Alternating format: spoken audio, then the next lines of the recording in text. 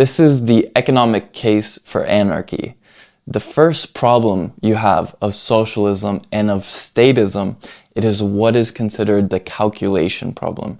And this essentially is the idea that without private property, you don't have any means of allocating society's scarce resources because you don't have prices. Prices come about in the market process from the subjective valuations of consumers, the people who participate in the market process and are signaling to producers and entrepreneurs what they value, what they want.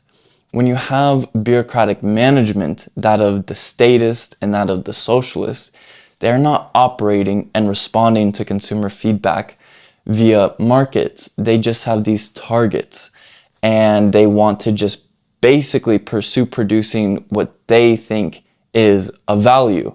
That is why you always have shortages and surpluses, and it's impossible to completely satisfy consumers relatively superior than the market process. The other issue you run into under socialism and statism is what's called the incentives and the knowledge problem.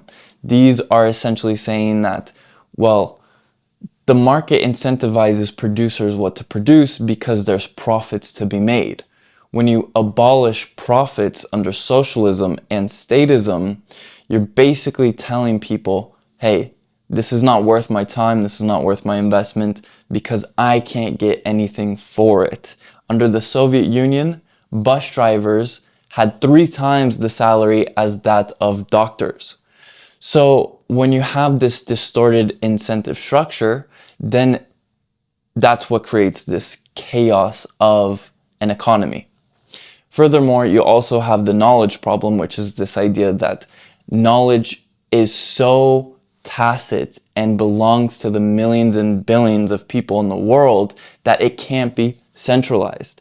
You can't have a central planning committee because they not only won't know exactly what to produce, but they don't know how to produce these things as well.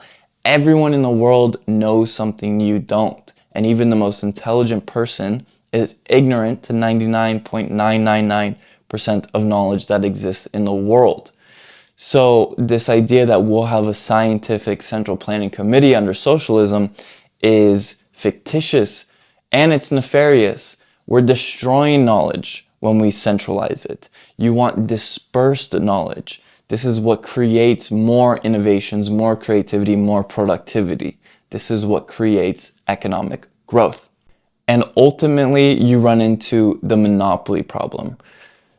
The state is essentially a monopolist on the provision of services. Think of justice, think of security. Okay, the monopolist is the state saying only we can provide these things. Now, this is a fallacy of public goods, but the point is that when you have a monopoly on a good or a service, especially a political monopoly, it's not responsive to consumer feedback. It maintains this bureaucratic status, this bureaucratic process, and that stifles economic growth as well. Economics, the market process, is an anarchic process. You don't need a third party having people come together. We do this all the time when we go get a coffee at the cafe, when we go get our bread at the bakery, when we go to a tailor for our clothes.